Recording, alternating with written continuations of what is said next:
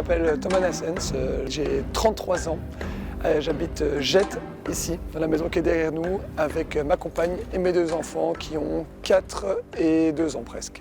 J'habite rue Adolphe van den Schrik, qui est une rue qui se trouve au milieu de Jette, en plein cœur de Jette, entre la place du Miroir et la place Cardinal-Mercier. Donc on est vraiment sur l'axe central de Jette.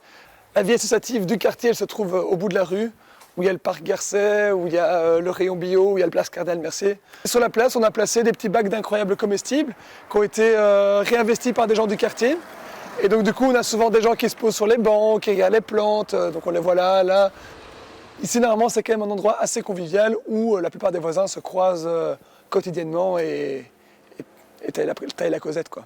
Donc là, c'est quand même un endroit assez intéressant ici. C'est le petit commerce local du coin. C'est une épicerie bio, donc on voit bien rayon bio.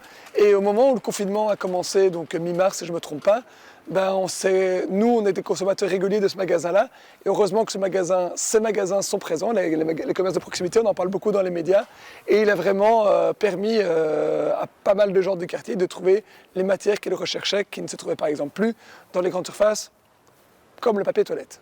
Is het goed? Ja, prima. Goed. Moeilijk met de kinderen, maar voilà, on fait aller. Voilà, la plaine de jeu, qui normalement est pleine de vie, est entourée d'un magnifique ruban plastique.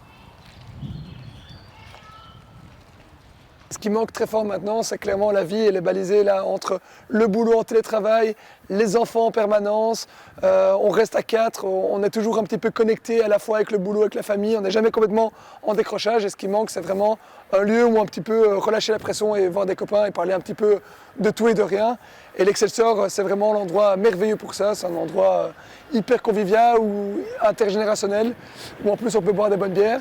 Et donc du coup c'est clairement l'endroit qui, je trouve emblématique de ce qu'il manque pour le moment dans nos vies, un endroit où on peut lâcher prise.